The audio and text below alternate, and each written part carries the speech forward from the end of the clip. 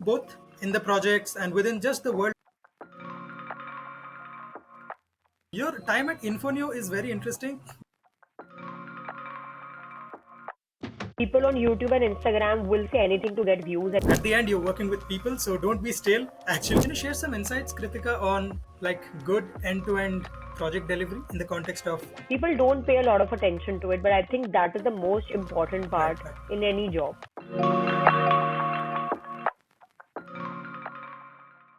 How's it going, Kritika? Super nice having you on the show. Tell us a bit Same here. I about how's think it going for we you. very lovely. I think we have been speaking from quite a while now, and finally, Yes. we are finally getting the time to record this podcast. So I'm really excited to be on your podcast today and Yes. looking forward to speak with you. Very exciting. We'll be talking about product management, understanding that entire ecosystem, managing people and all that. So why don't we Yeah. start with an introduction? Sure, lovely. I think I'm gonna try to keep it like crisp and brief. So I have done my bachelor's in mechanical engineering from Indira Gandhi Delhi Technical University. So I've been born and brought up in Delhi itself. So my entire education has been done from my native place. And after completing my bachelor's, I started working immediately with Eaton. So Eaton is a power management company which is US based. So I moved to Pune for a couple of years to work with that company, where I started my journey, which was very exciting. I was working in an aerospace industry. A lot of people say that being a woman, you have done mechanical engineering, but I think that was the thrill and the rush. So I kind of planned on going ahead with that. So for almost 3 years, I worked in the aviation industry where I was working as an associate engineer, during which I did a lot of different projects. I got the opportunity to work with some brilliant people, some really experienced leaders. So I did my design for Six Sigma. I completed my Lean Six Sigma certification. But yes, I always had an urge for me to, move into a management domain because I always thought of myself as a person who is more into people management, who's more into general management, and who would like to, have a more client facing role. So, I made up my mind, started to transition within the same company. So, I think that's a very interesting thing that I would like to highlight here. I did not switch. Sure. I did not quit my job because I was already working in a very, very niche technical area. I actually had to move into a separate domain altogether.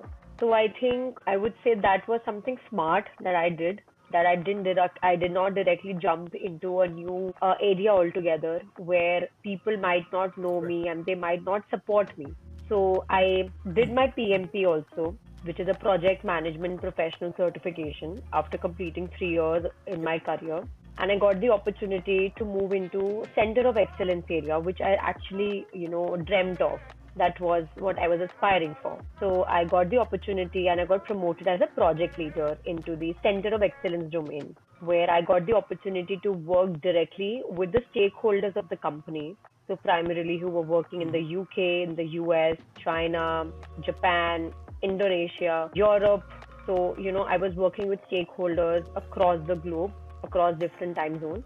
Then I was working on different software, different platforms. I also got the opportunity to actually train a lot of people who were a lot senior than me on those tools.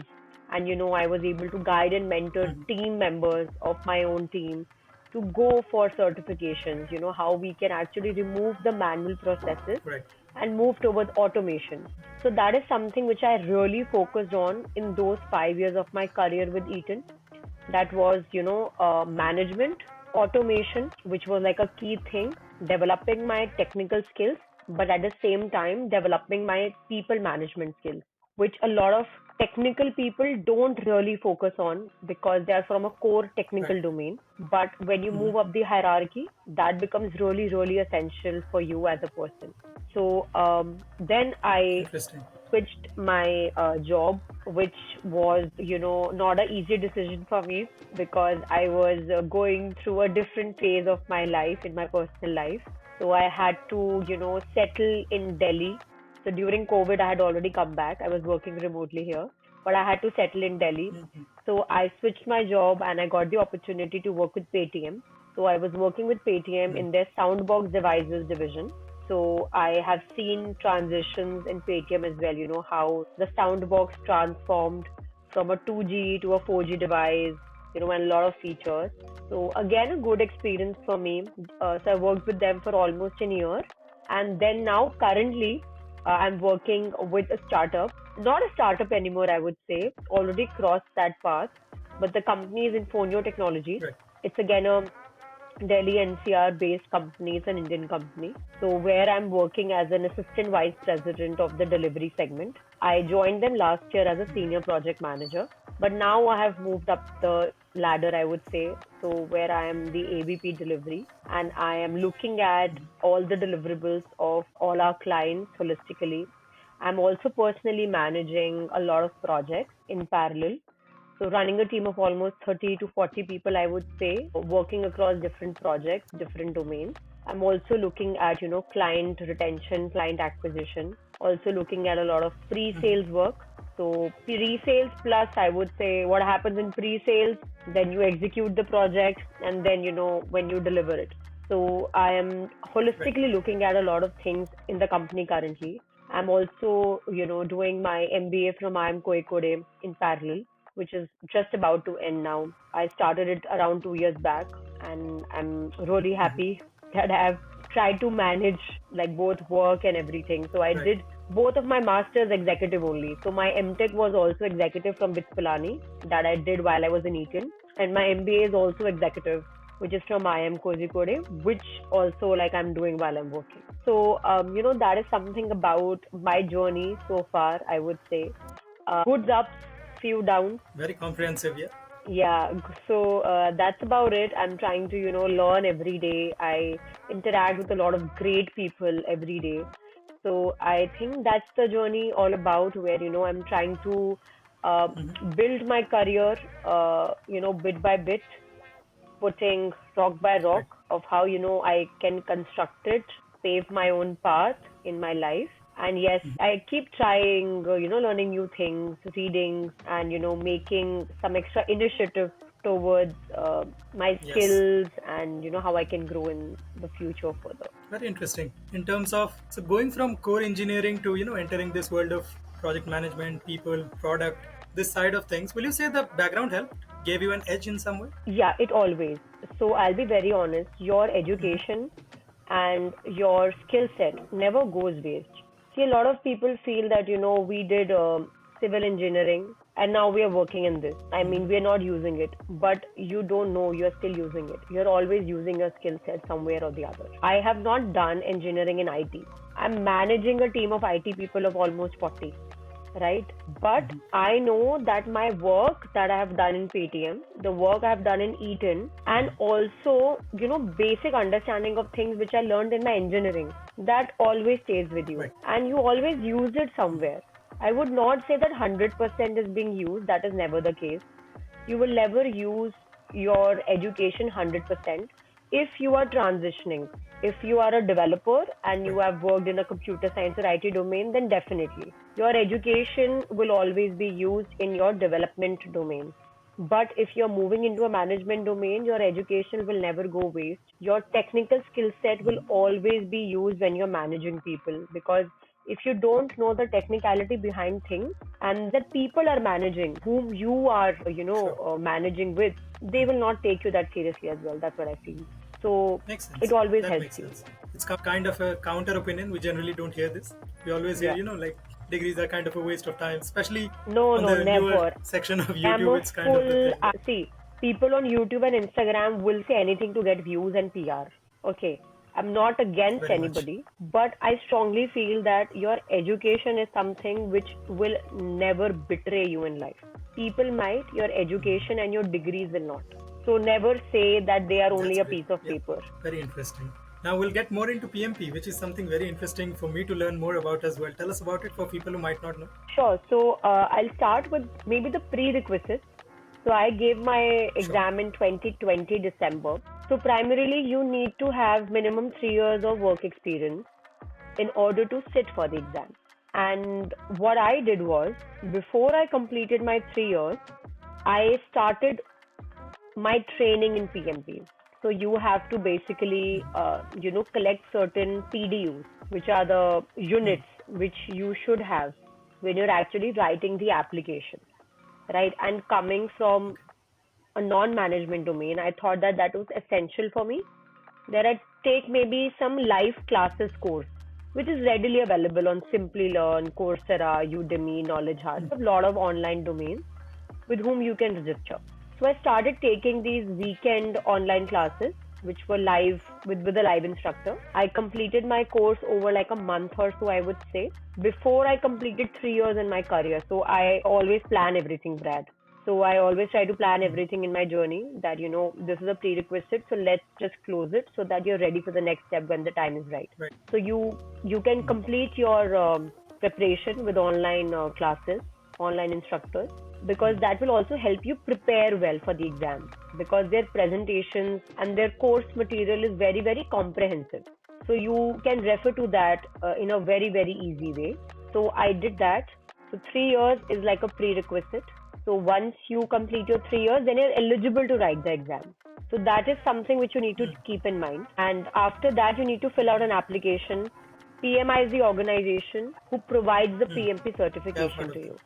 So you write the application, you tell them about the project that you have managed. There are a couple number of hours. I don't exactly remember, maybe 45 to 60 hours. That these number of hours of projects you should have managed in the past. So you just need to fill out that application, apply Makes for the sense. exam, choose a particular date. You give the exam and you get the result instantly. So just one suggestion to people who are interested in writing a PMP exam. It is not like a very easy to go exam where you can give without studying. You need to prepare for it because again it's an expensive exam. You spend around 45 to 50,000 rupees in preparing and writing the exam. So if you fail, you'll have to put that money again. So that is Right. something you need to keep in mind. And you have the certification valid till 3 years, and then you need to renew it And by telling about what your applications in the past, what projects you have done. You need to give the proof and everything. So I just got it renewed last year. So that is the basics of PMP, the prerequisites, the renewal, and how heavy the exam. makes sense. Do you need to give the exam again during the No, you don't renewal, need to or give the it's just exam. normal renewal?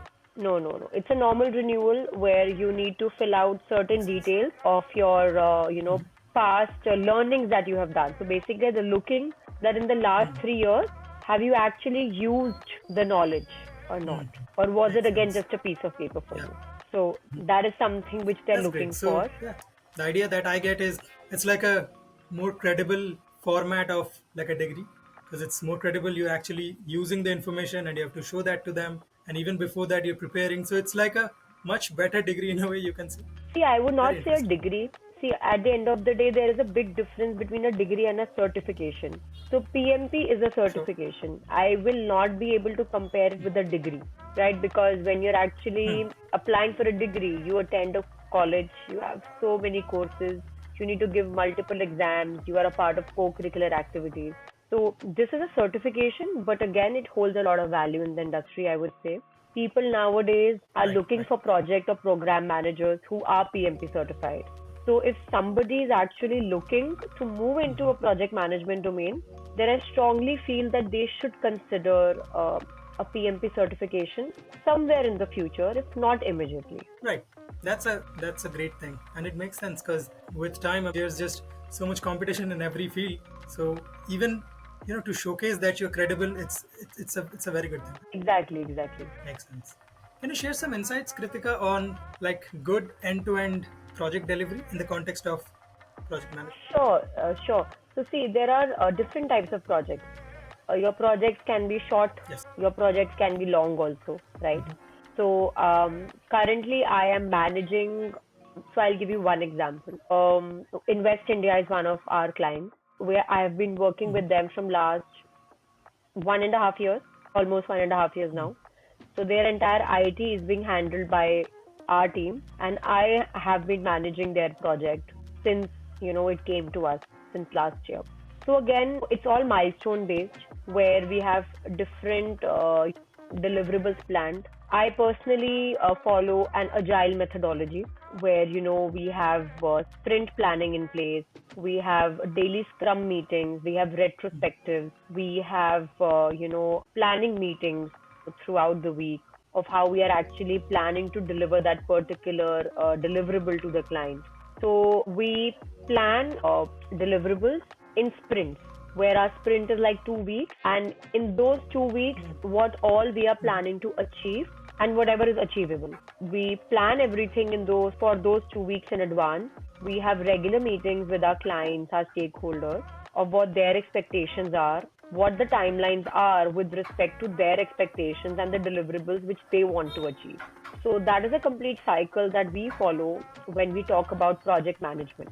If your project is really short, you might not want to follow like an agile or a sprint. It could be maybe like a Kanban approach where you quickly, Makes flourish your sense. tasks and complete them because it's a very short project that you're planning to do, maybe a month or so.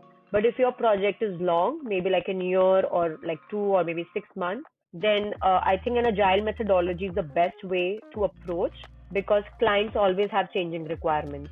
And if you don't adapt to those changing requirements, then you are not moving on with the industry. So that's where, the sprint planning comes handy. You can plan your milestones. There are a lot of great tools that you can use when you're planning a project. You can take use of Excel, you can take use of Jira boards, Trello, ClickUp, Gantt charts. So completely depends on what you're comfortable with. Just Yes. one tip, just keep your coordination really, really strong with your team and your client because it's very difficult to keep everybody happy. But Right. a good coordination can make your project a success at the end. I mean, I'll be honest. Agile is a complete beast to kind of understand and learn. And Yeah. I was getting into it, and yeah, it really requires a lot of communication and implementation in a real way to kind of keep it moving. Right. And Amazing. actually learning is different, If but yeah, implementing it is different. So if you are right. implementing it in the right fashion with your team and in your project, then the chances of success will definitely increase. Something that comes to mind from this is how do you approach team building and people management in a remote or a hybrid work environment? Yeah, so I like we have a work in office policy, but yes, I have worked within Paytm completely remotely. So during COVID, it was all remote. Paytm was remote. In this company also, we have the flexibility to. So depending upon the schedule and everything, I do work remotely sometimes. I do work in a hybrid fashion. But simple tips that I would like to give when you are actually working remotely or in a hybrid fashion with the team. So first thing is being a manager, try to build a rapport with your team because that's extremely crucial. Because in an IT world, you might have to ask your team to work overtime. You might have to ask them to work on weekends. But why will they? And why should they? Right? Because at the end of the day, they are working with you because you are the manager. And if you have a Right. good rapport with your team, they might not say no to you. So I think, having team building activities, even in a remote fashion, just speak to them, show some gratitude, be thankful to your team, for the work they are doing. Whenever you are joining a sync up meeting in the morning, don't directly jump to the main work questions. Maybe ask them how they're doing, how their weekend was, how the holidays went. So, just creating that kind of a comfort level with the team is really important and make them aware that you are there for them. Because I have had both kind of experiences in my life where I have got some great managers and where I have got, sorry to curse, but shitty managers. Where I actually planned to resign because of my manager and not the company, right? So I knew what I want to be, who I want to be. One thing was very clear, मुझको क्या नहीं बनना है कि ये तो मेरे को नहीं बनना है ऐसा इंसान I don't want to be that people curse me and से भाई हम इसके लिए काम नहीं Right. करेंगे right so that was really clear in my mind so if you want to actually make your project a success and make sure your team is happy because ultimately even if your project is a success but your team is not happy things don't look really well right from a human centric point of view so, talk to your team, make them comfortable, listen to them, maybe give them, some flexibility. Because I do it. If my team members are working on a weekend, I give them a compensatory off. Take it, don't apply a leave. You worked over a weekend, take a comp off. If they want to leave early someday, I tell them, okay, no problem. Balance it out the next day. So you need to create a balance so that it does not look like that only the client is important to you. So talk to your team, build a repo, understand what they want, listen to them, have some kind of activities when you're working in office. If you are in office, have coffee breaks, have tea breaks with your team, at least once or twice a week. So I think that is something which Makes really sense. goes a long way, being a manager, because I know managers have too much things on their plate, but your team is your essential. So you need to also give time to them. Makes sense. I've often heard that kind of, managers sometimes just forget that they're working with people and it's managing people at the end of the day. Like once you're out of that building, it's the same people. Like when you're walking on the road, it's the same person. And so it's Exactly. it's very essential to understand at the core, be it a remote environment, hybrid environment, or a office environment. At the end, you're working with people, so don't be stale. Actually, keep your normal personality and show a bit of effort. I understand sometimes it might not be possible. It not might not be possible 100%, but at Yeah. least try and aim for 90%. Right. Yeah. Very Be interesting. This empathetic, field I would say. have always interested me. And managing people is probably the most challenging part of any startup. And it's very rarely that you'll hear that a company fails because of a failed whatever backend deployment. It's very rarely the case, right? It's generally because of bad hiring, bad company culture, co-founders not working out. So it's again people, relationships. It's always very fundamental. Yeah, I think the most difficult thing in this world is managing people, both personally and professionally. You need to manage people at home, you need to manage people at office. So if you're good at managing people, then I think you can really succeed in life. Right, right. Makes sense. It's almost like a human skill, a fundamental human skill. Yeah, yeah. And I think everybody, like, even if you don't have it inbuilt in you, I think now there are such beautiful courses everywhere. There are such beautiful books which are written everywhere about, asking the right questions, how to deal with difficult situations, how to manage people.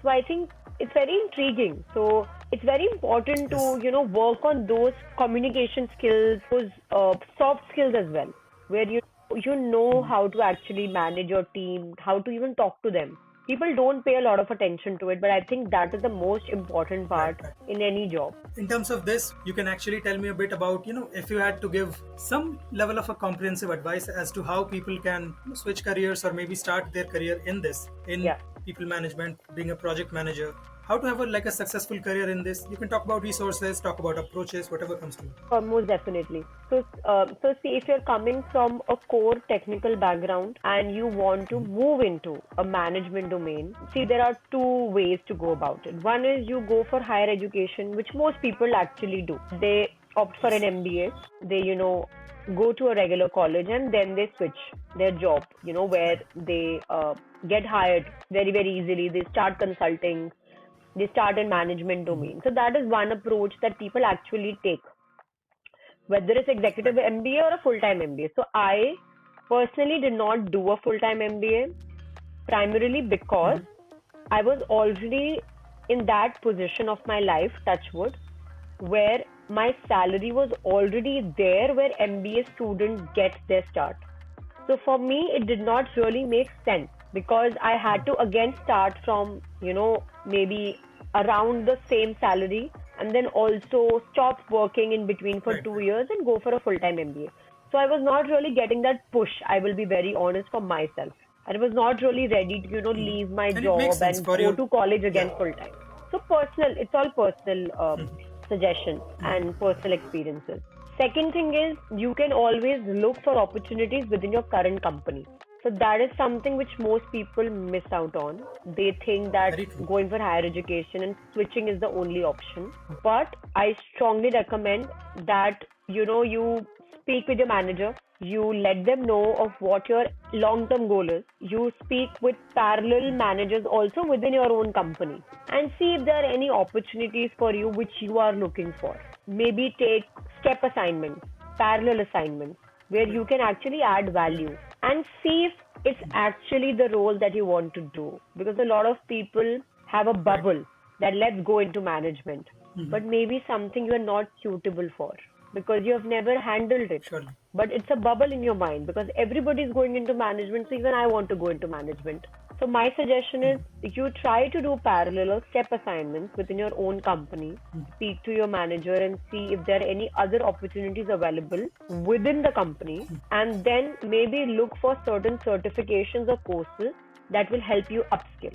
For example, CSM, which is a Certified Scrum Master course, PSM, Professional Scrum Master course. So these are some of very, initial certifications that you can go for, which are comparatively easier than cracking a PMP, which people usually take. And they move into a Scrum Master role. So you can join a product management team as a Scrum Master. You can join an IT team as a Scrum Master and completely transition from a technical to a non-technical domain, but at the same time having a technical knowledge at the back of your mind.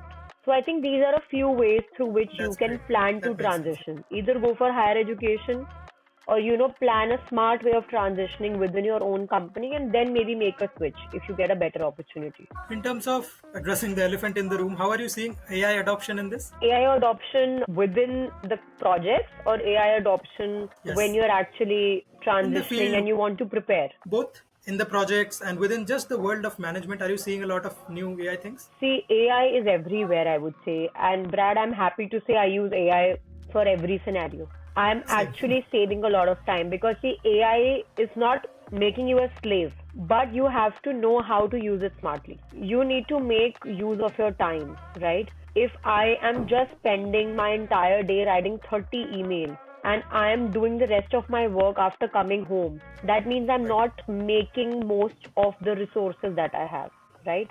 So Right. I think as managers, using AI in a smart way is very important because you need to plan your day in a very timely fashion so that you can give time to your projects, you can give time to your team, you can give time to your clients as well.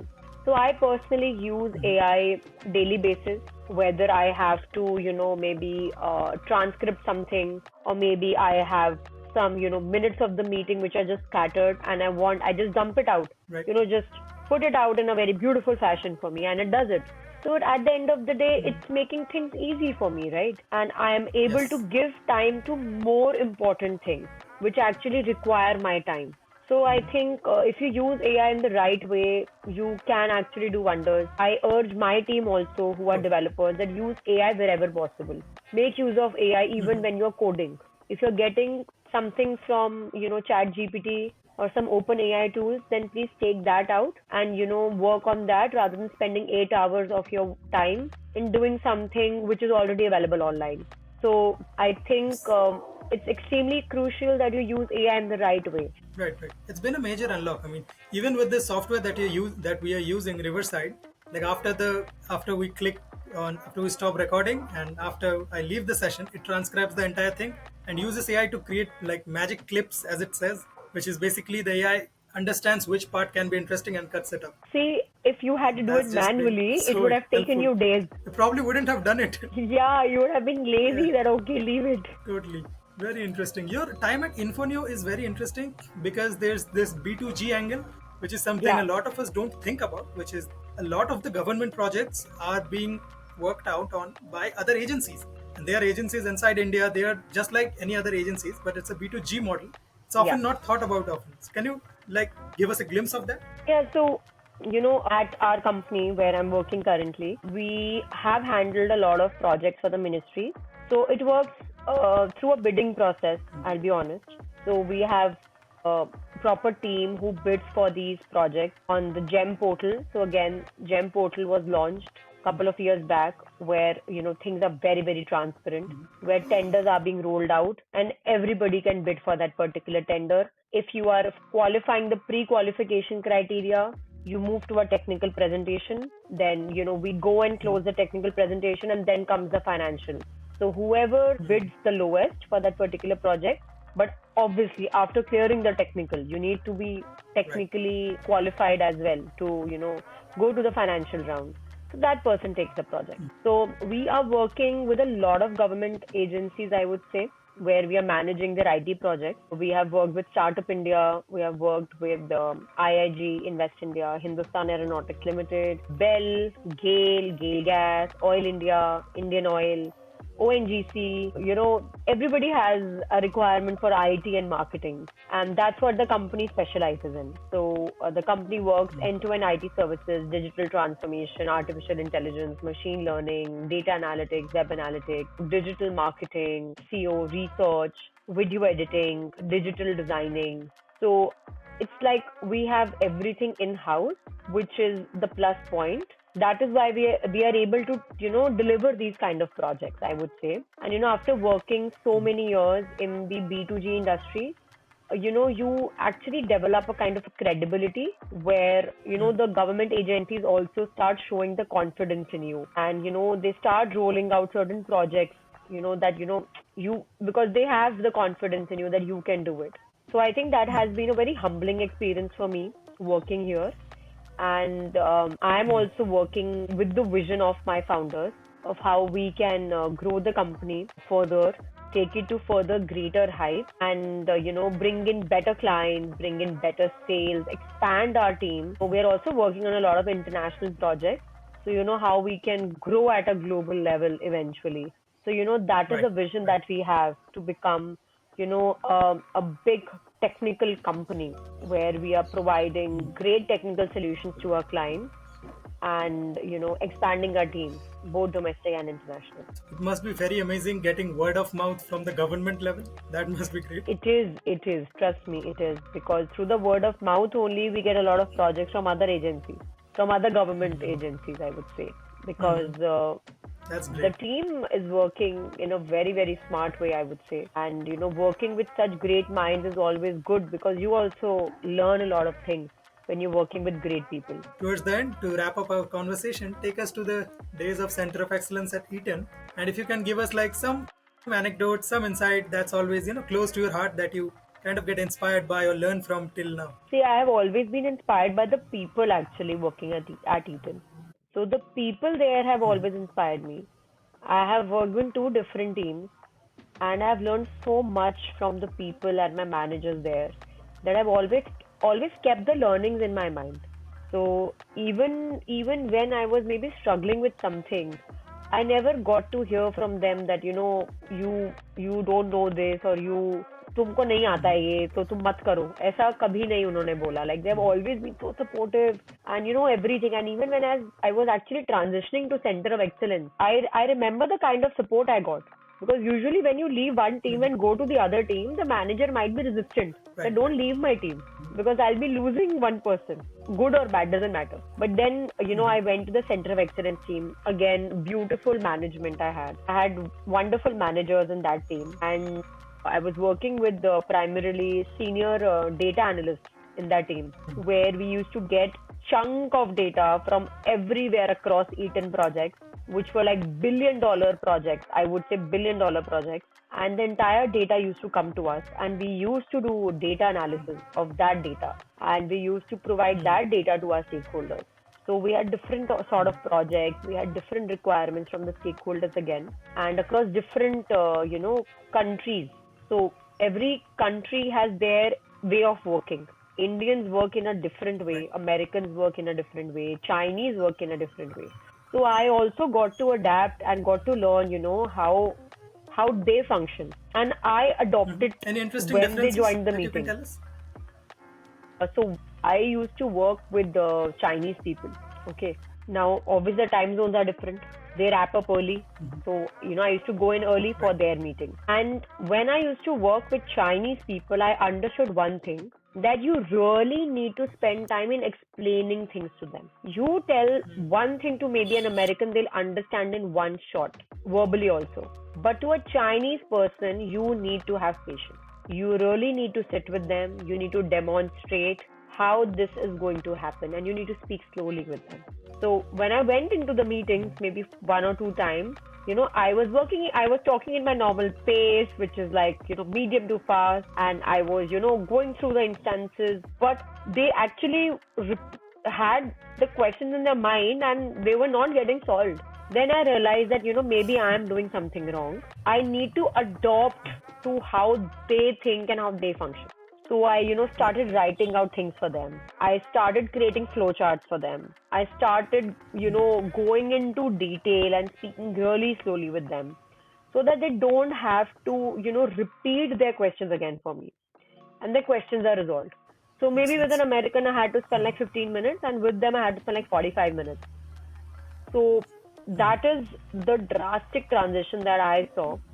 And I eventually thought that, when you have to work as in a management and as a leader, you really need to keep everybody, on the same line. You can't differentiate between your stakeholders.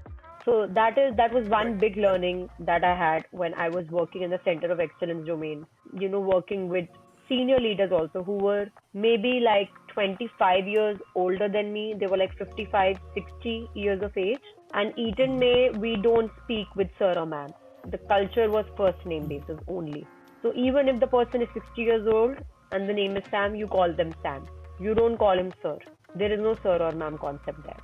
So that was one of the greatest things I learned in Eton, that there is no, even if there is a hierarchy, there is a hierarchy, but still there is no hierarchy. There is no sir, there is no ma'am. Everybody is They called don't by their enforce it first verbally. name. Everybody has their first name. There was no cabin concept. Everybody sitting on the floor, whether it's your manager, your subordinate, or a junior engineer. So everybody is on the same place. Even if there is an organizational hierarchy, you just don't feel it because everybody is so open to communication. So I think those learnings I try to, get in now when I'm a manager. That where I have to be on the That's same phenomenal. level with my team, so that I'm they need to feel that I'm approachable. So you need to be Right. approachable. That is phenomenal. Experiences with people always stay with us, and it's a learning that we continually can use in our lives, and every time it expresses itself in a new way. It's always Yes, fascinating. This was an amazing always, conversation. Thank you so always, much. always. You're welcome. Thank you so much for having me on the podcast. This was great. Time flew by pretty quick. So, yeah, Yeah, wrapping I it know, up. and I Thank you and so I much, hope guys, for and I watching hope this. that people who hear this podcast, they Yes. might they have questions. They might get their questions answered through the podcast. I hope so. But if they don't, they can always Yes. reach out, and I'll be more than Yes, happy you can to always reach out. answer. All links in description. Thank you so Yes. much, Kritika. Super Thank you nice. so much, See you. Brad. See you. Thank you. Bye.